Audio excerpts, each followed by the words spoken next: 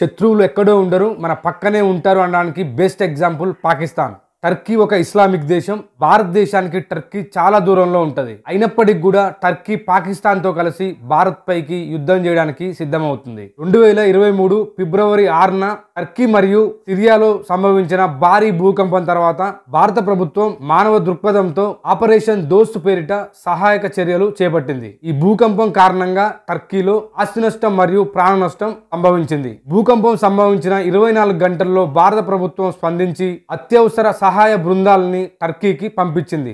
ఈ సహాయక చర్యల్లో భాగంగా భారత్ 100 మంది ఎన్డీఆర్ఎఫ్ సిబ్బందిని, ప్రత్యేక శిక్షణ పొందిన డాగ్ స్క్వాడ్లను, వైద్య బృందాలను మరియు అత్యవసర వైద్య పరికరాలను టర్కీకి పంపింది. భారత వైమానిక దళానికి చెందిన విమానాలను, మందులు, డ్రిల్లింగ్ మిషన్లు, ఇతర అత్యవసర వస్తువులతో టర్కీకి వెళ్లాయి. భారత ప్రభుత్వం చేపట్టిన ఈ సహాయక చర్యలకు టర్కీ ప్రజల నుండి ప్రశంసలు వచ్చాయి. ఆపదలో ఉన్న సమయంలో సహాయం చేసిన వాడు నిజమైన స్నేహితుడు. కానీ టర్కీ దాన్ని మర్చిపోయి భారత్ పైన యుద్ధానికి సిద్ధమవుతుంది పాకిస్తాన్ తో కలిసి.